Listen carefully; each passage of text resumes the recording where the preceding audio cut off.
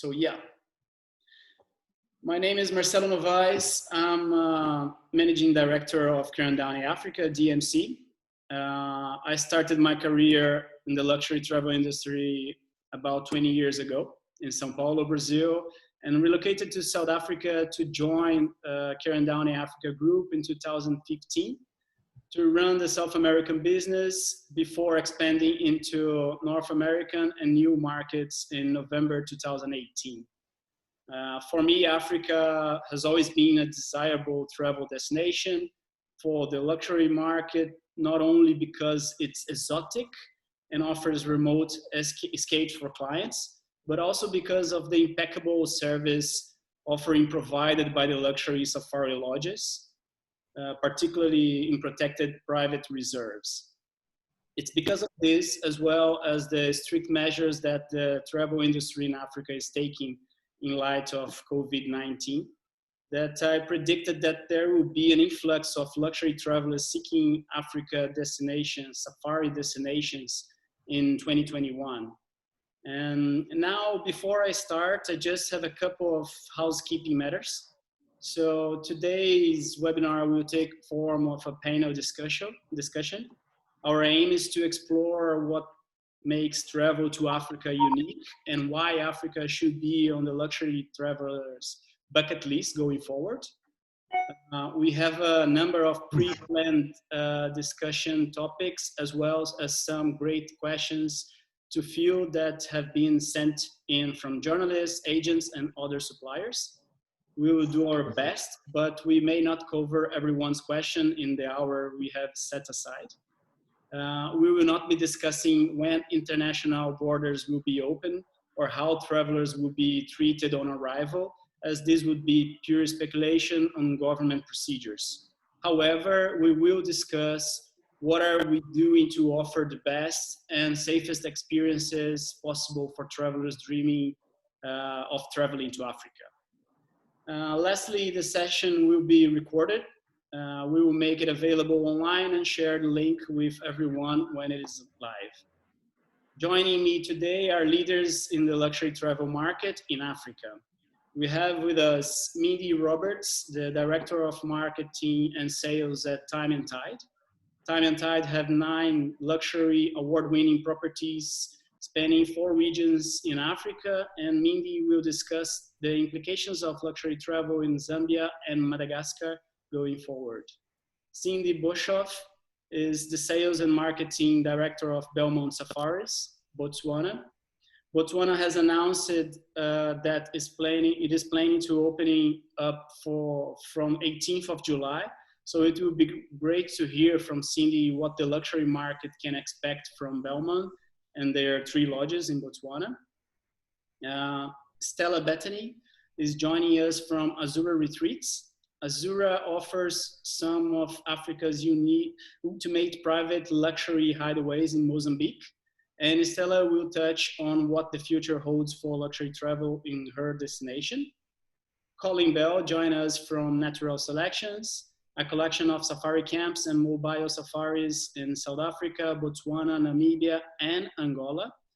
Colin will be focusing his comments on Namibia. Simon Mandy joins us from the Royal Portfolio and will touch on what South Africa's luxury travel industry has in store. Pamela Saliba from One Nature Hotels and Lodges shares her unique insights into luxury travel to Tanzania into the upcoming months. And we have invited also some agents to join us. We have Dana Welsh with us from the Travel Society, Colorado, USA. We have also Norbert and Sabine Pocconi joining us from Art of Travel in Germany. We have also Khurshid Adili, who actually works for us. He's the managing director for the Asian markets at Ker Downey Africa, and he will be focused on talking about his view from the Asian market. And I will be talking on behalf of the Brazilian market, as clearly I am Brazilian. So, right. Thank you guys for being here, for joining us. Thank you all the people that register and are joining us on this. And let's kick off with our first discussion topic. And this topic is, I think it's also the theme of our webinar, and why should Africa be on the luxury traveler's bucket list? I would like to direct this question to the agents on our panel today, because there's no better people to talk about it.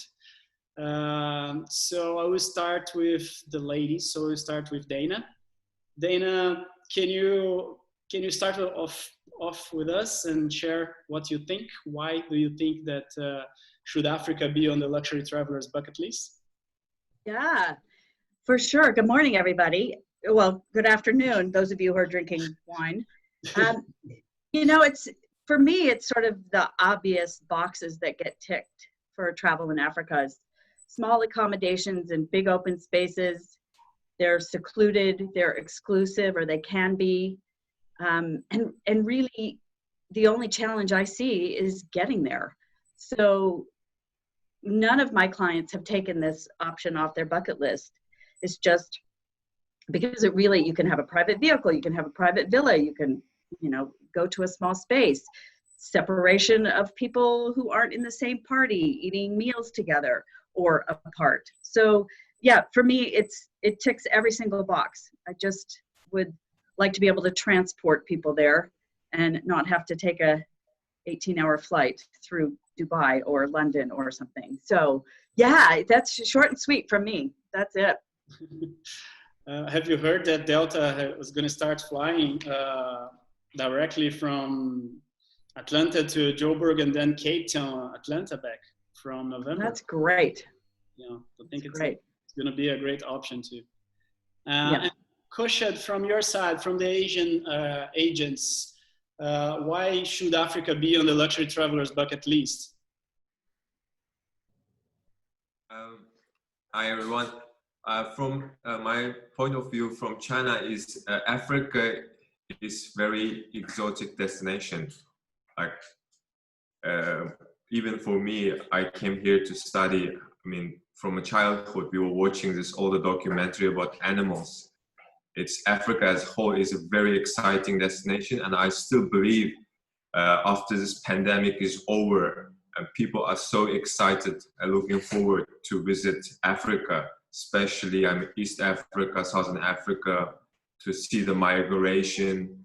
And the Chinese market is obviously, it's only been developing for last 15 years. And now the high-end market is last 5 years have a dramatic increase.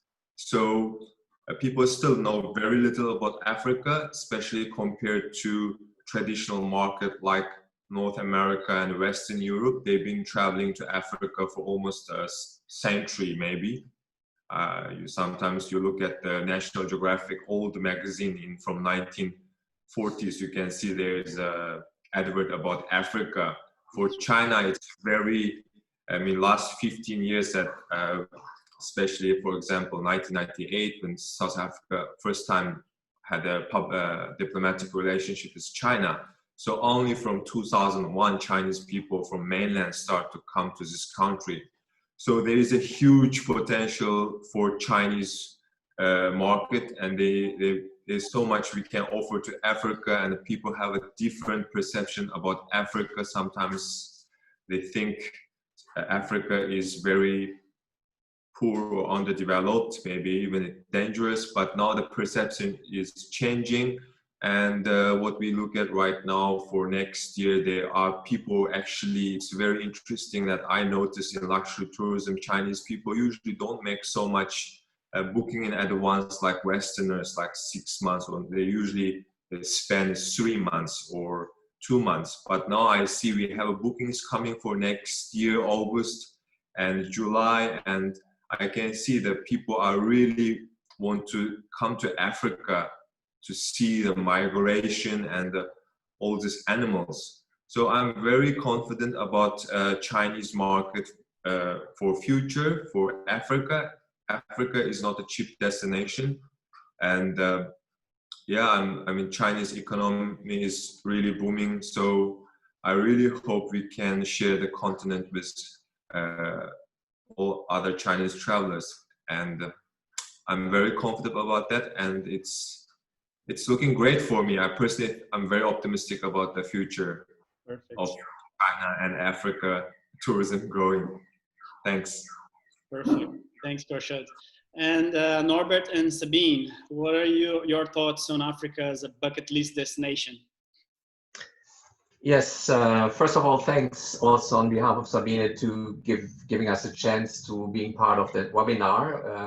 We feel very privileged. Yes, we had a discussion together this morning over 2 or 3 hours about this complex situation we have at the moment. And to answer this question, we need to have a look from different perspectives. Fact is that also before COVID crisis, there was a strong tendency in Germany, luxury market, to question more about the social and natural impact of a journey in general. And this change in attitude towards life, the sharpening of awareness for nature, has meanwhile also had a major impact on consumer behavior in general. In our view, Africa is a pioneer in communicating these topics openly when it comes to travel. Together with the unique nature and wildlife experiences, high quality lodge facilities, a warm and welcoming culture, Africa has still the perfect base to offer travel experiences that can change the way our clients see the world. And this is exactly what our clients demand. They no longer want to just consume, but to be or become part of something. Many customers are happy to pay more for this. At the same time, they want to be sure that service staff, guides, and above all, the employees who do their work back of house are paid fairly, that they receive opportunities for further training, and that these employees can create prospects for themselves and their families. And over the last few years, Africa has created a basis to fulfill these customer wishes and expectations.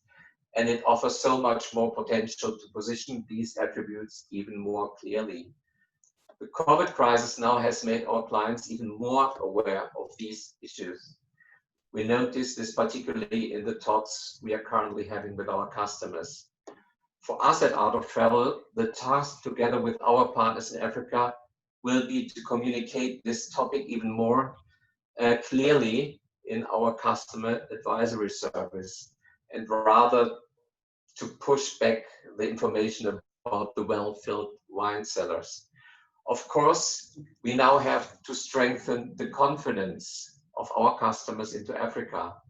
For this purpose, an honest assessment of the situation and the risks must be communicated. Many of our customers at the moment fear that the reports about infection and death rates do not come close to the truth. Without this honesty, it will be very difficult to convince our customers to travel internationally. For the luxury customer, trust and security in Germany is the most important thing. Otherwise, they let themselves go in their chic villas or yachts to discover the new Europe.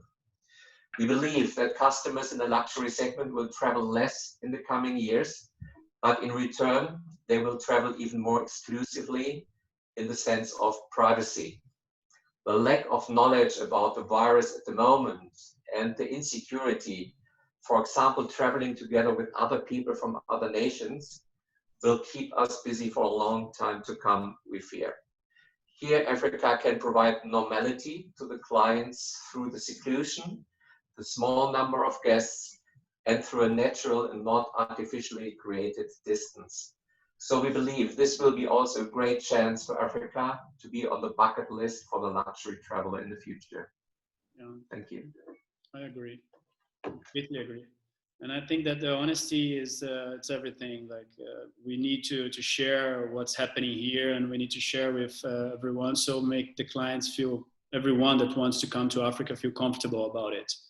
And on behalf of the Brazilian clients, Brazilian agents, I think that Africa will always be a bucket list. It's a very exotic destination for Brazilians. Although Brazil is seen as a very exotic destination as well, for us, Africa is very, very exotic. And I think it's just, it will continue growing the tourism to Africa. But as you said, I think as the Germans, people invest more and go to destinations, more secluded destinations, more exclusive type of trips from now on as well. It was a tendency before, but I think it will continue to do so from now on. And okay, thank you guys. Thank you for these insights. And moving on to our second discussion topic, how can booking your trip to Africa have a positive impact on local communities and conservation? All companies here in this panel have amazing and beautiful projects, but I will direct this question to Colin from Natural Selections. Can you share your view on that? Thanks, Marcelo. But first, cheers, everybody. How's it? Cheers. Can I just quickly add one little comment to the previous point, which is why should people come to Africa? And there's a study going on, which is being done by the Bergen University and Wits University. They've got $750 million US. They've got the best scientists on the planet, and they're working on a whole lot of caves. And they've worked out that each and every human being on this planet came from the Southern Cape Coast here, from about 300 breeding human beings. So if you think, doesn't matter where you are on the planet, whether you're Chinese, Mongolian, Russian, South Americans, whatever it is, each and every one of you have got Africa in your DNA. And there's something about when people arrive in Africa and they suddenly feel welcome, they feel at home. It's because they are coming home. And for people who haven't been to Africa, and it sounds like boogie rhythm stuff, but it's a real issue. Each one of us have got Africa in our DNA, and that's what makes us feel so at home when we arrive. And when you've gone through this crisis of Corona and you've been stuck in your buildings, I mean, what a best way to go and heal. Come to Africa, it recalibrates your soul, it recalibrates everything about each one of us. And when we're in times of crisis, all of us here, we go to the bush, because we know that's going to sort us out when we come back. Sorry, a little bit of a digression. But yeah, I mean, if you think back, going back to the 90s, there was a study done on the most extractive industries in Africa. The biggest extractive industry was mining, and the second biggest extractive after that was tourism. It was used as a money laundering opportunity. The pollution from the generators, from the sewage systems was appalling. Yet today, we've got a whole brand new bunch of people involved in the tourism industry. We've got great technology, and tourism has gone from this extractive industry to being now the #1 provider of income for parks and game reserves around Africa, for communities, for upliftment in the rural areas. And tourism swung completely across from an extractive industry to being the #1 supplier of conservation revenue and park management revenue. It's an extraordinary transition in just a few decades. And if you look at the most well-funded park organization in Africa, South African National Parks, they only get 22% of their budget from the state. The rest comes from tourism. So tourism is the sole surviving driver of park management and looking after these wild areas. And the most recent sort of events in the last 10, 15 years is how communities have been brought into the tourism industry and the wildlife industry at scale. And if you look at a lot of the projects around Africa, something like 10% of turnover goes directly to communities. I mean, it's an extraordinary amount. It doesn't sound like a lot, but 10% of turnover in a good year is about 35% of net profit. In a bad year, it's 100% of net profit. So communities are now brought into the boardroom, and it's become their sole way in many areas of Africa to earn a livelihood, to feed their families, and to basically to protect wildlife, because they're now seeing wildlife as an asset, and now they're becoming the prime conservators in many parts of Africa where it's successful.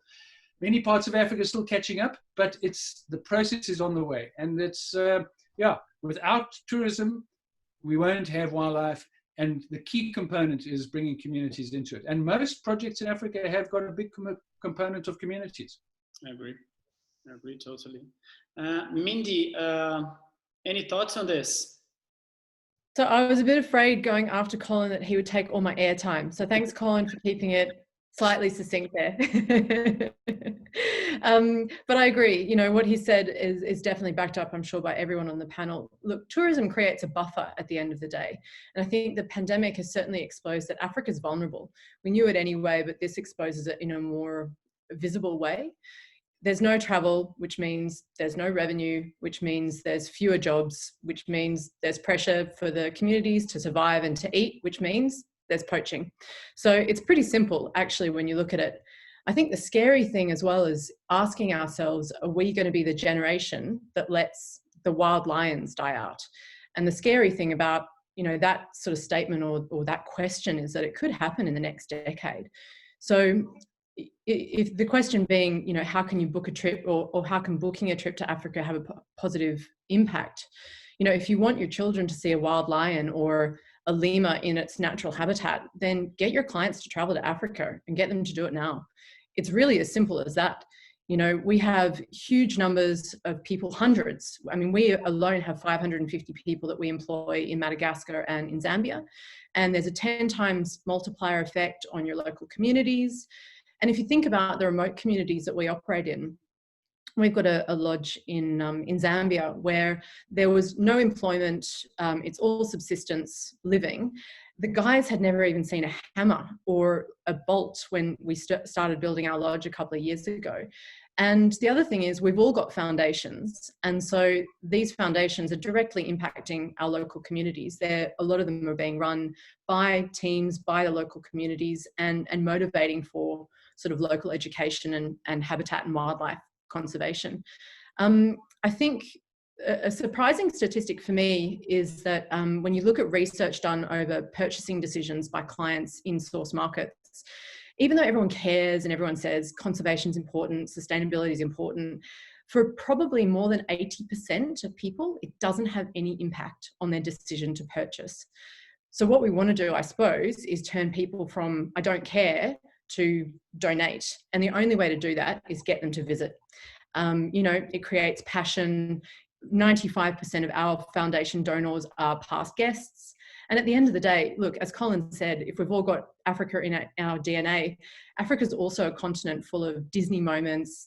It's kind of the stuff of fairy tales. And everyone says it's a once in a lifetime trip, which becomes a once a year trip. And that's, I suppose, what we're trying to get. Yeah, I completely agree. I'm going to jump a little bit from the script here, but I saw a question here from Aleta Cosby.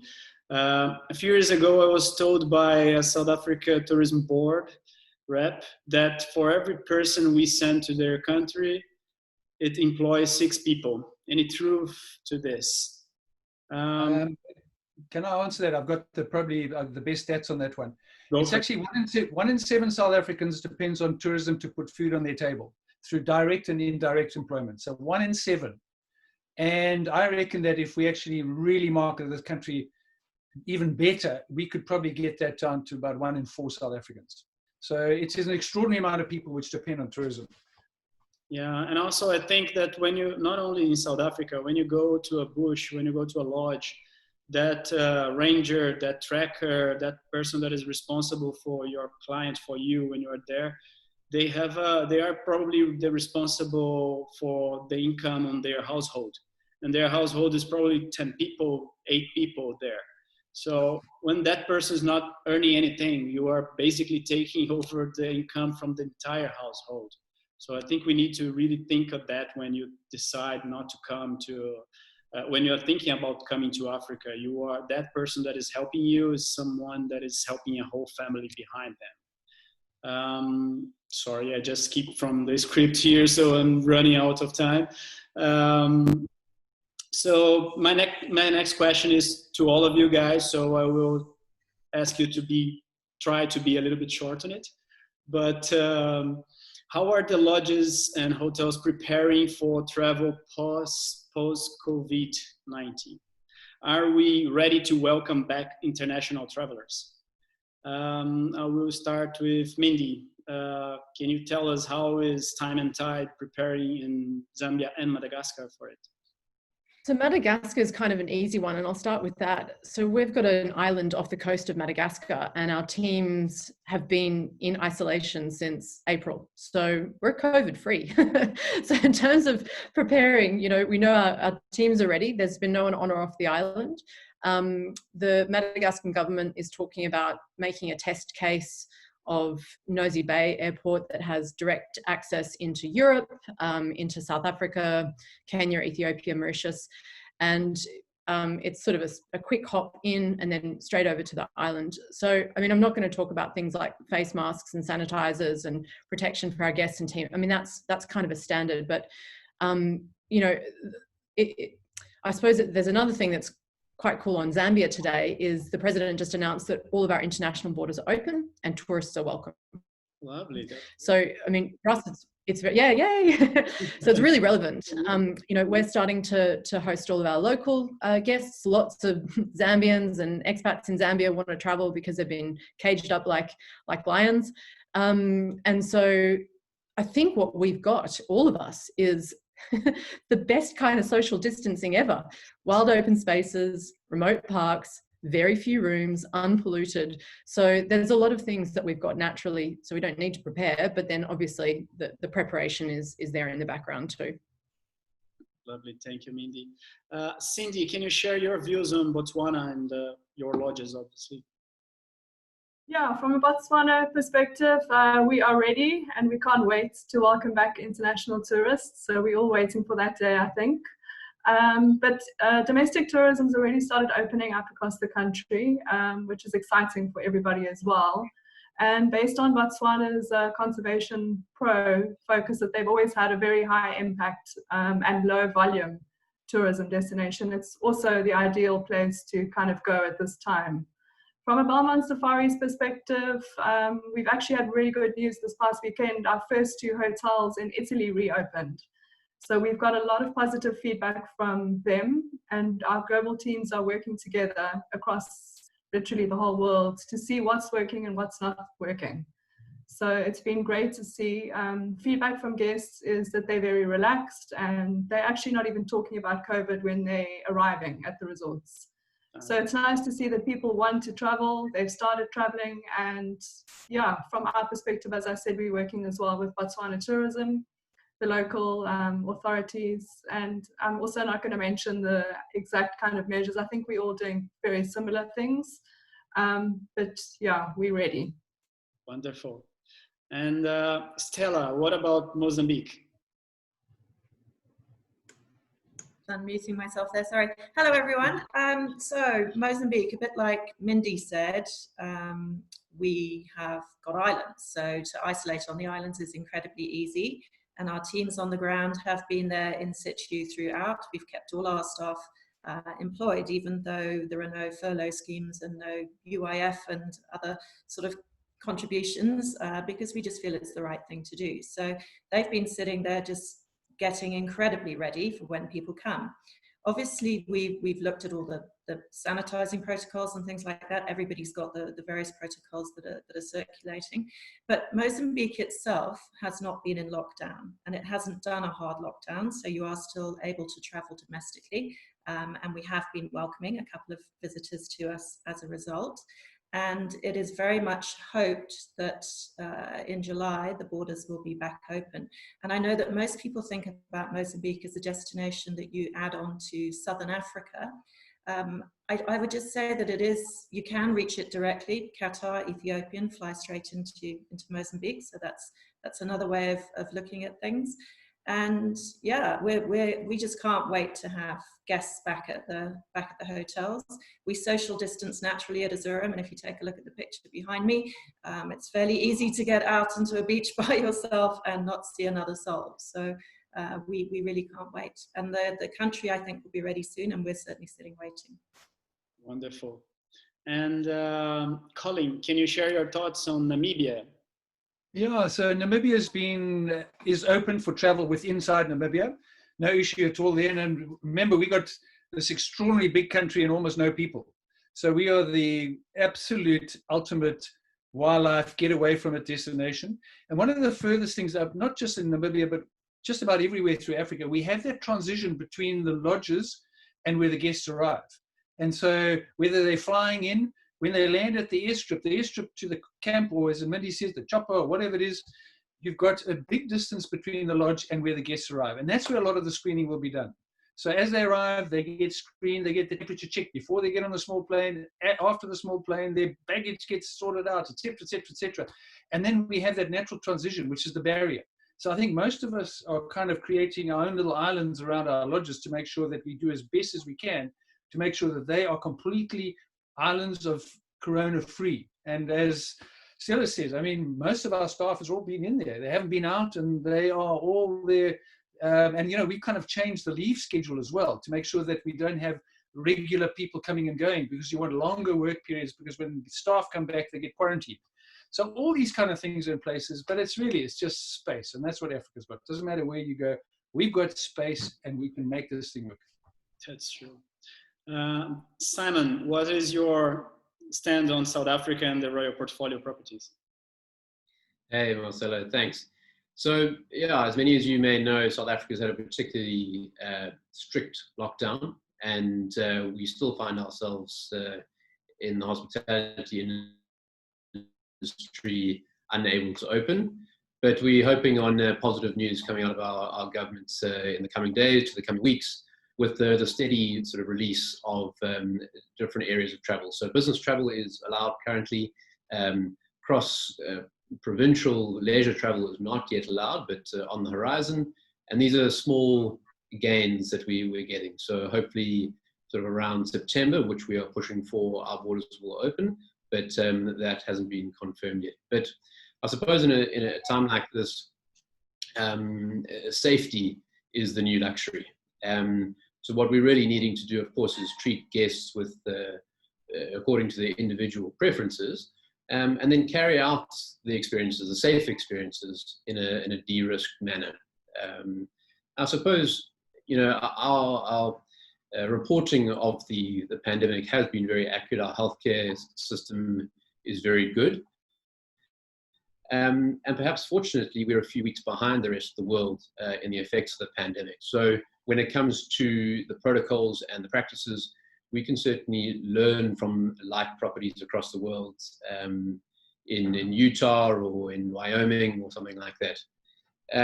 But apart from all the protocols that, you know, we're not really going to touch on now, I really do think that you know, going forward into this period, you know, private services are going to be very important. So we're dividing up our properties into different bookable units, and each one of those different bookable spaces will have their own private services. And then something that one can do across the whole of South Africa, and not just necessarily through the portfolio, is something like a social distancing itinerary, where staff can quarantine in the property prior to guests' arrival.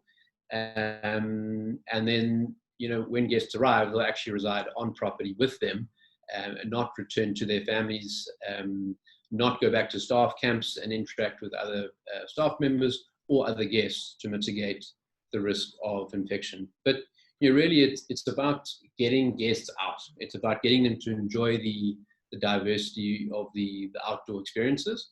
You know, of course, from the safari lodges, of the Kruger or elsewhere, you've got this beautiful, beautiful coastline from Hermanus, you know, stretching up the garden route. And then the winelands, of course, the beautiful winelands of tasting wine, or perhaps, you know, hiking in the mountains. And then around Cape Town, you just got this vast peninsula to explore as well. Yeah, definitely. And lastly, Pamela, sorry. Oh my God. Pamela. Oh, how can you make a mistake with Pamela? Sorry. Lastly, Pamela, can you share your thoughts on Tanzania? Sure. So, of course, we're very ready. So I'm personally heading down for a vacation now in July with my family and friends in the Serengeti. That's how ready we are. I believe that the safari vacation is today the most appealing vacation, specifically during the corona, during this outbreak, because Safari properties, unlike city hotels, are not confined. You know, you don't have the hallways, you don't have the elevators. It's all about social distancing. From the beginning, we as lodgers, we strive to keep our guests apart, to make them feel that Africa is theirs. And One Nature New York was developed such. So we only have 14 rooms, but the main areas, they're massive. So even during full house, everybody always had their privacy. Our Safari game drive vehicles were always 4-seaters to also give you that privacy again. Always a la carte menu. You can eat at any time you like. You don't have to eat with anybody else. Wherever you like at the property, whether it's on the pool, room service, astral observation deck. So the property has always been safe in terms, you know, of social distancing, privacy, and we have further taken, you know, the international guidelines and safety measures, applied them, trained our staff. We also have a system in place where our staff are quarantined in their own staff tent for 2 weeks prior to joining the team. So we're very confident in our property. We already have bookings coming in now, end of July. So I guess people are eager to travel. And we're talking about luxury travel here. So luxury travel, most guests, they can afford private vehicles, private chartered plane within, you know, domestic flights. So you have the possibilities, unlike Europe nowadays, you know, being in a city hotel, going from restaurants to shops. So you have the possibility to have that social distancing and enjoy a proper vacation. Yeah, I agree. And we also need to as Colin said, African countries are very low populated in general. If you think about it, we have a lot of space here in Africa. Namibia, Botswana, Zambia, Mozambique, very low populated. And when you go specifically to the safari regions, then it's even less people. So we need to keep that in mind always when you are thinking about, if you want to social distance, Africa is the place for it. There's no better place for it than Africa. Moving forward, the next question I have is the importance of a travel agent has become even more apparent to high-end clients as a result of the COVID-19 pandemic and global travel bans. What should agents know to be able to make their clients feel more comfortable when traveling to Africa? We'll ask that to Cindy. What do you think? I think it's very similar to what we were just talking about, and it's about the space and the number of people, especially in Botswana. We've had less than 100 cases throughout the country, which is only a handful of countries throughout the whole of Africa that have had such a small number of cases. And the lockdown happened so quickly that they've really managed to control it. So it's really been a great testament to the way that things have quickly shut down and the way that they've managed to control it across the whole country. And population size as well in Botswana is only about 2.3 million people in total, compared to somewhere like South Africa, which is about 56 million. So you can see the people are really mainly in the big towns and that kind of thing. So it's always remember to just kind of let your clients know that the space again is really, really important, and the distance between the lodges as well is really big. So it's definitely the place to be. Access-wise into Botswana, also important to know, you don't have to come through South Africa. You can come through Namibia, Zambia, and Zimbabwe, and that's great news about the borders opening up as well that we heard a bit just now. So that really helps us. And then private jets as well. So I think that's something that we're getting quite a few inquiries for now. From around September, October, people are wanting to bring in their private jets and come in on their own. So that's something that is always important to keep in mind. Definitely. Norbert and Sabine, I saw that you guys raised the hand there. Do you want to ask something? I just wanted to quickly step in, because with all the communication with our clients every day, I have to say they're very much aware of the space and everything, and in the small camps, and it's not their fear to go to Africa and to the wild, or even to Cape Town or wherever in Africa to get COVID or something. It's more or less the fact that they're not secure or afraid to get stuck. Yeah, if there's a second wave coming, so they're not able to get back, or flights are cancelled. So that's for us, or for the German clients I speak every day to, is the biggest fear. Not about they want to go to Africa, they would love to go to Africa, but that's actually from our side a little bit the question: can I come back, or do I get stuck? Yeah, I think that it's the main question that most clients are asking now is their connections, and then when they get at the country, if they will be on a quarantine, for example, if they will be stuck there. So IATA, actually, I was reading today that they are thinking, they are asking to the governments to find different ways of receiving the clients, ways that they don't stay on lockdown after arrival, to completely avoid lockdown. Mm-hmm. Some countries like Tanzania, they open up already for the internationals, and they are creating procedures for the clients to be scanned. If they don't have proof that they are COVID negative, they will be scanned right after arrival. The guides that will be responsible for those clients, they must be on quarantine before the client's arrival, for example. So those are some procedures each government is trying to take to make sure that the clients, when they arrive, they will be safe, let's say. But it depends from each country that will take that kind of decision. Estela, can you share your thoughts on it? Yes, absolutely. I mean, in terms of having an advisor assisting with the booking, I think we've all discovered through this process how vital that is. And to all those listening today, I don't know who's on the call, but thank you to all of those who managed their clients and helped them to postpone their trips, because that really does help all of us. So I think you've really shown your worth through all of this crisis. Just thinking about what people are going to want to do when they travel. I think they're going to want to know that we're prepared, that they can be safe when they get here, and that where they're traveling to, you know, travel is going to become more precious, that they are really going to be making a difference when they get there.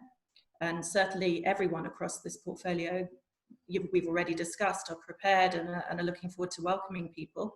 And it's really, you know, what does Africa offer? Those unique, personalized, authentic experiences. We've talked about that. Rich in culture and community. People are going to want to feel, if they're stepping on that aeroplane, that they're going to make a difference. Now, as someone who, I travel massively, I live between Europe and Africa. I've already been on 2 planes within South Africa. It was a great experience. I was like a kid in a candy shop getting back on an airplane again, to be honest. But it was really well managed. It was really well done in how they lined you up to board the plane, social distanced and so on. So, you know, if that can give you any confidence, I've taken those planes already. I'm about to fly back to France actually in a week's time. So I don't think the airplanes are going to be the issue. Then the wonderful thing about Africa in terms of its airports, and I can certainly speak from Mozambique, we've got very big, spacious, modern airports with 1 aircraft arriving per day with 38 people on it. So in terms of social distancing and in terms of not walking through crowded airport spaces, I think Africa really ticks the boxes. Then the safety side of things, the medical care. And again, I would stress that I'm from Europe, and yet I find the hospitals, the medical care in South Africa is really world class. And so everybody, I think, is going to not travel unless they've been cleared, probably, that they know they've been tested, that they don't have it, that they feel safe. But if the worst should happen and they were to get it when they were here, the medical facilities are first class. Even in Mozambique, believe it or not, we have an Ker hospital just across the bay from us, and 24/7 doctors on call who can give advice to try and give some reassurance. I think none of us can really comment on the second wave. Will there be lockdowns? Again, that we don't know. But just from everything that I'm studying and I'm reading and talking to friends of mine in Europe, you know, in London, which is where I'm originally from, 1 in 6 have already had this virus. So it's you know, there's a lot of people out there who've already had it, who've already dealt with it. So I think that in terms of you know, the second wave in terms of travel. If we can get the borders back open, then so much the better. And Cindy, you were saying there's very few cases where you are. We've had 3 cases in our province in Mozambique, so there's very little. Mm-hmm. So and all of those protocols around the staff being isolated before they're going to be with guests, that type of thing. So, you know, in Africa, all of us on this group, you know, we're passionate about what we do. We're passionate about travel, and we'll be passionate about getting this right for people when they come. That's all I would say. I agree. And if you think at this moment, airports will be quite empty, actually. Immigration process probably will be very easy to be done because there's no many people traveling. So it will be a completely different and almost kind of a new experience even for the most travel people. So I think it will be quite safe considerably. And I think that's the kind of reassurance that we need to give to all the agents. Moving forward, our next question. With most of bookings for 2020 being postponed to next year, do you foresee availability restrictions? And we'll ask that first to Simon. Do you foresee availability being an issue in South Africa for travel in 2021? Thanks, Marcelo.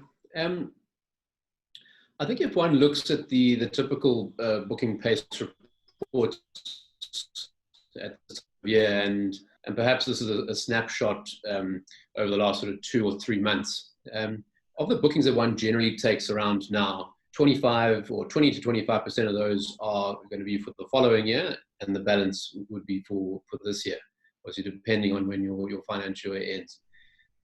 With the global uncertainty that we're all experiencing, we particularly are seeing the inverse. So we're only experiencing about 20 to 25% of the bookings coming in at the moment for this year, and then the balance 75 to 80% being for 2021. Of course, this is a lower quantum. For South Africa, I do suspect that this is going to change when our government announces the opening of our international borders. For Tanzania and the other countries that are opening up at the moment, that might not quite be the case. But I think compounded by the fact that 2020 was really looking to be a very, very decent year in hospitality. Everyone was talking about 2020. The vast majority of bookings between the months of sort of April through to September, October have already moved through to 2021. The fact that hotels and lodges across the whole region are small and they already have limited inventory. We spoke about the additional airline seats a little earlier. We're not altogether sure what is going to come out of the South African Airways situation, but lift is looking positive at this stage. And then, as we've said already, everyone agrees with, is that the destination as a whole is perfect for the post-COVID sort of anxious traveler. And so then, in my opinion, I certainly do see that there are going to be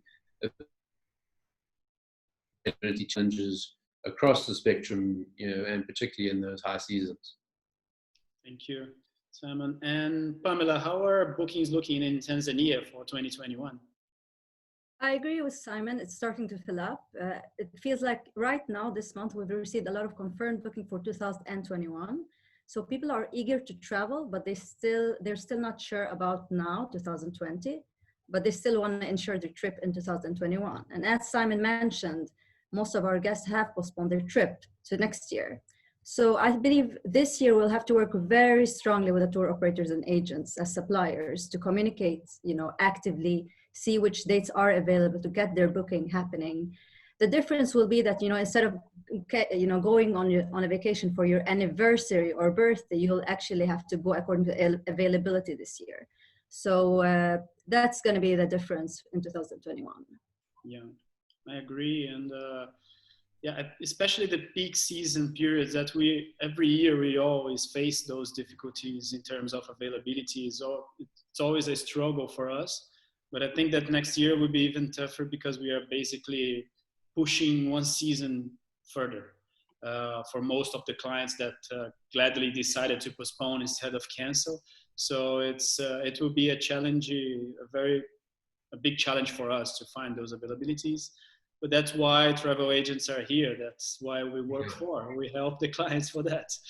Yeah, Marcelo, I think just to add to that, I think that, you know, people are thinking of Africa at the moment, and you know, clients, you know, they really should book now. You know, terms and conditions are going to be flexible in terms of COVID reasons for cancellation. So get the space while you can, and then if there's a reason that you can't make it, you know, we need to come to the party and assist.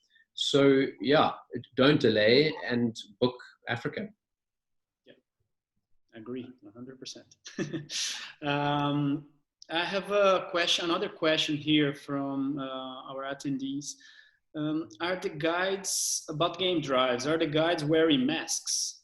Which I find really difficult and stupid as they are outside. How do you handle this? We heard about lodges in South Africa doing game drives with masks as clients feel safer. I will direct that to Colin. Yes, please. I think it's all guest choice. You know, that I've had an inquiry from a guest who says that he wants to have his room free for a week before he arrives. And of course you do it. So it all depends on the guests. And some guests are going to demand certain things, and whatever makes guests happy. Most of the time, you know, we're not going to have a full plated service. But if a person insists on it and he knows our staff's going to be fine, you know, it's all dependent on the guests. And we will do anything with the guests. And as you know, our lodges are all small. We're all highly personalized. You know, if you think about the world travel, we only get 5% of the world travel. You take Africa, you put all the continents, China, America, Europe, Japan, India, inside there. We really have a tiny, tiny footprint and a tiny amount of people we travel. So everything can be personalized and anything can happen. And that's it. If a guest wants that everybody to have a mask, obviously inside the lodge, and if they want them with it, obviously we'll wear it. We'll default to the most conservative, and then depending on the guests. Yeah. Go ahead, Mindy. Yeah, I just wanted to also say on that, I think everyone's being reactive right now. We really don't know what this is going to look like in 3 months' time or 6 months' time. There's still not a lot of research out there about exact death rates and comorbidities and all of that sort of thing. So I think it'll be very interesting to see what happens this time, or the conversation that's happening at this point next year, because we'll have a lot more information about exactly what safety measures absolutely need to be in place to prevent this, and what is the repercussion from this whole event. You know, is it as bad as all the governments have made it out to be in terms of the way the world's shut down, or is there a little bit more flex? And we really don't know what that looks like until more research is done. And so I think Colin's absolutely right. Right now, we're reacting. We're trying to be good partners to clients, you know, to our tour operating partners. But there will come a time where hopefully there'll be more information and we'll be able to make better decisions, rather than, you know, a guest wants a guide to wear a mask and then the other guest doesn't, and then how do you deal with that? So it'll be interesting to see what happens. That's true. And everything is changing every week, or every day actually. So we don't really have anything certain at this point. Dana, go ahead. I'm just wondering, you all are making such a big effort to be a good partner for us as agents, and I'm just wondering, how can agents also be a good partner for you? Like, how do we help ensure that the lodges are full when it's safe? Like, I know you do regular availability updates, but if there's a time frame where we have clients that can do a very short in booking, like, is there a way, I don't have the answer, but is there a way to partner with you in a different way now, just so we don't leave space unsold that could be sold, safely sold? I will direct that question to, I think Cindy can answer that for us very well, but I just want to make a comment on that. I'm a very big defensor of the slow travel and also shoulder seasons. green seasons, whatever the way you want to call it. People usually try to travel only on peak season. They were almost like educated to travel during peak season because of some reason. But sometimes traveling during shoulder season, you will pay better money for it, and you will have such a splendid time with less people there and enjoying a lot more. And when you travel like in a slow travel type, you just stay longer in a place and you enjoy way more the destination. You enjoy way more your ranger. You enjoy way more what you want to see there. It's just a different, completely different experience. And I think that's something that we can change on the mindset of the agents as well. Be an agent myself for a long time. I've been learning that for a long time. It's slow travel for me is a beauty way of traveling. Sorry, Cindy, now please, your comments. Yeah, I think it's really all about communications. So I think if we've got some, you know, periods that we need to fill up, we need to communicate with you guys. And it's obviously as soon as flights start opening, I think that's also when we're going to really need to start pushing to see if there is any last minute business and how we can work together on that. So I think just keeping communications open, talking, letting us know what you need, we letting you know what we need, and then putting it together. So we both kind of work that way. And definitely green season, because, you know, the summer in Botswana is a beautiful time of year. And I know a lot of people normally want to go now in winter, but definitely it's about changing the mindsets and educating everybody. So that's something that we also focusing on a lot now. Wonderful. I would like to thank all my panelists here and partners and for everyone who has joined us. It was great to have you guys here. Is there anyone and last question that you guys want to shout out? We have only 2 minutes, 1 minute now, but if there's anything else. Overall, I think the future for luxury travel to Africa looks very positive.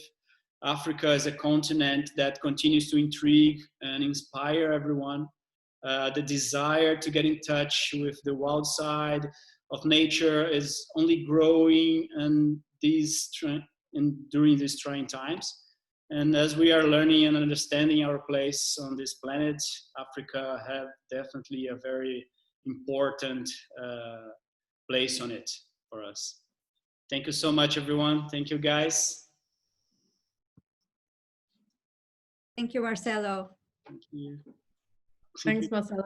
Cheers, Thank guys. you, everyone. Thanks, Marcelo. Cheers, everybody. Thanks, everyone. Thanks, everybody. Thank you. Cheers. Thanks, Ron. Yes. Cheers. Bye.